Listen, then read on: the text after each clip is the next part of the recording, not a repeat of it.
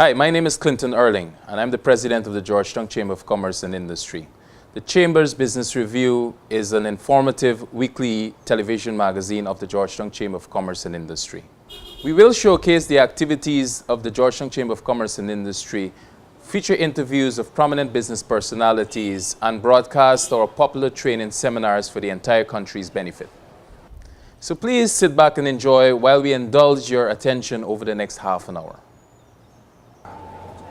The primary objective of the seminar is to begin the process of providing awareness, providing education, providing some knowledge in terms of the critical nature of ICT and the contribution it can make to the national economy, to the improvement of citizens in general, and also to the IT private sector in terms of diversifying, getting into the business, adding it as an additional revenue stream, and also to talk about helping the government in terms of their e-governance initiatives, their ICT initiatives, help with laws, help with the liberalization of telecoms. These are the sorts of things that the Chamber and the ICT private sector would like to see come out of initiatives such as these.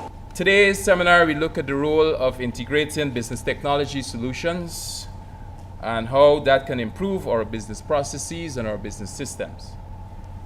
Business professionals, we need to be aware of the availability of new technology, whether it be hardware, software, or communications technology that might be adopted to support or control a business process, enable management decisions, or provide a competitive advantage, as they also have to be able to assess and evaluate the cost, the benefits, and the usefulness of such technology.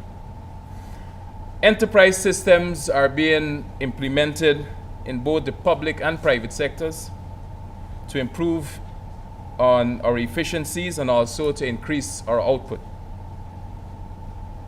And by extension, that leads to better customer service experience.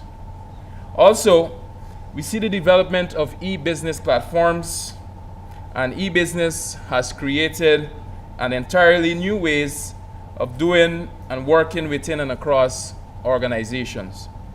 For example, organizations are buying and selling goods and services. I know I see a proliferation of such companies even being established here domestically here in Guyana. And it is changing the way in which organizations identify, select, and engage with consumers and customers. But I just want to remind you, businesses should not choose to lead with the implementation of technology first, but rather they should seek to lead with people and processes first. You have to begin with the people, and you have to begin with the process. And you have to make sure that your technology is set up to follow the people and the process in a very integrated manner. Before you roll out any new technology system, you have to understand your people, their strengths, their weaknesses, your current staff capabilities, their competencies, and you have to align those people so that they can be enabled or empowered with the right level of training necessary before you implement a technological new system within your companies or corporations. There's also, sadly, a dark side to information technology and the whole use or the introduction of technology. And one of the negatives, and something that has been in the news very prominently as of late, is the whole issue of cybercrimes.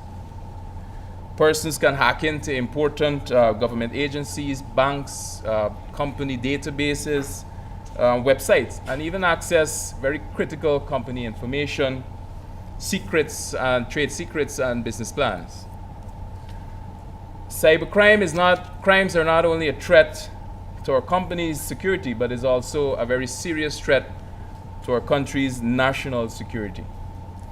I know in Jamaica and some other Caribbean countries, there's Cyber Crimes Act and legislation in place to combat and to prevent such crimes from occurring in the first place. And also, if you look within the police force or the security forces in those countries, there's also a police division that deals with cyber crimes. I don't think we have such mechanisms in place with our current police force and its structure. And it's something that I think the policymakers need to look at seriously. We also need to deal with the issue of digital content and how it relates to intellectual property rights protection and upgrading of the necessary legislation. I think the last legislation that covers anything that relates to copyright or intellectual property was done in 1972. I don't think in 1972 we had much digital applications going around. And I know in the 90s, early 2000s, we saw an explosion of such digital content, and our IP laws are so outdated that they've not caught up with the reality of today. What we need is a fully modernized IP system of laws to protect our digital content and to protect our companies that are involved in such. Diversification of our economic sectors is key to the Guyana's sustained development. The Georgetown Chamber understands that this sector is critical to the nation's long-term economic development, and ICT is a cross-cutting component of every single productive sector in Guyana. Despite or regardless of what industry or sectors you're engaged in, at some point with the application of technology, you can improve those processes and functions. And we all have a role to play, both the public and the private sector. I know we have one of our presenters here this morning, comes from the government, from the public sector, and will give us an update on the infrastructural work that the government has been pursuing in the area to strengthen our telecommunication and ICT network here in Guyana. The Chamber of Commerce is now beginning to develop a series of initiatives in support of the development of the ICT as a productive sector through raising awareness about the economic potential and opportunities of ICT, the need for the supporting legislation, and other ICT-related policies. I also would like to call on our policymakers to free up the telecommunications industry. I know we've had a long monopoly, and that monopoly, in my mind, has resulted in a stymieing of the entire sector. We still have internet connection that is not up to standard with our counterparts in the Caribbean, much less if we talk about the advanced societies globally. So we need to end the telecommunications monopoly, and it's something that the Georgetown Chamber of Commerce vociferously over the past year or 2 years, we've been calling for such a removal. I know there's current legislation within the National Assembly to deal with that. Another issue that is very important to ICT and technology implementation is the issue of electricity and the issue of electricity costs. And in the news now, you know, past few days, everybody here, you've heard about the proposed increase, a very steep increase in electricity costs for businesses and for residential consumers across the country.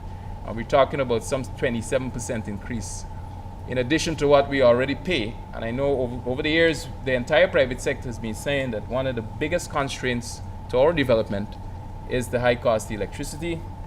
I want to urge and I want to call on our policymakers to engage in dialogue, meaningful dialogue, to ensure that these electricity increases do not happen.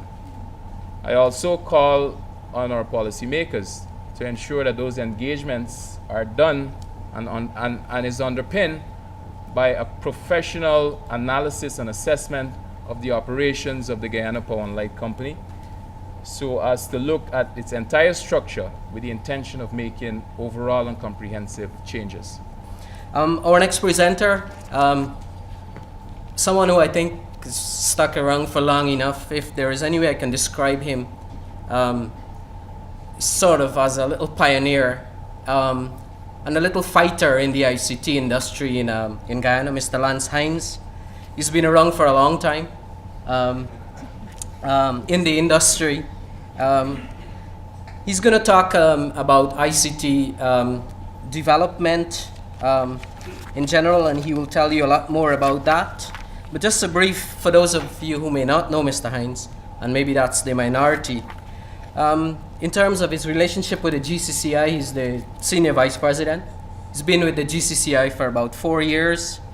Of course, he's had a lot of experience, like I said, over 20 years experience doing ICT work in Guyana and for regional and international organizations. He has his own company, Brain Street. He's been doing a lot of good work there as well. Apart from that, he's a member of DevNet, an NGO. He's part of the ICT, CARICOM ICT Steering Committee. And in terms of his community work, he's been a past president of the Rotary Club of Demerara, former president of the Maltino Sports Club, and many, many other things. He's an all-rounder. But this morning he's going to talk about ICTs and the development of the sector in Guyana. Mr. Hines. Many times when I think about the ICT sector, I think about the one word that was used about this country since independence, and that word is potential. Everyone pays lip service to it. The same way Guyana has the potential to be the breadbasket of the Caribbean is the same way it's said that Guyana, because of its English-speaking language, similar time zones, familiarity with language, willing workforce, has the potential to be the IT hub or an IT hub in the Caribbean. The growth of ICT in Guyana, quite frankly, has been a mixed bag. It's had its fits, its starts, had some individual achievements, but by and large, 2013 finds us way behind our Caribbean colleagues in terms of scope, function, and overall contribution to national development. That is simply the way it is. Our progress over the years, while it's significant, has been a bit uneven and sometimes piecemeal. Some government agencies have implemented and used ICT extensively, and in a 21st century way, some other ministries don't have very much. In the financial sector, financial institutions like banks use 21st century technology, but it is specific and sometimes a bit insular. We still go to Nigeria's in 2013 and see 2 and 3 point-of-sale terminals, and except in one instance in 2013, we still go to our own bank to use ATMs. Again, there's progress, but again, it is uneven. In the same trend, ICT implementation and utilization in the general private sector has been varied and in some cases limited. The development of ICT as a productive sector specifically has been slow. The high cost of supporting infrastructure, the absence of enabling legislation, limited skill sets has been a significant contributor to the state of affairs. Now, I'm preaching to the choir, I'm certain. A productive ICT sector is critical to this country's development. Globally, ICT has served as engines for social and economic growth.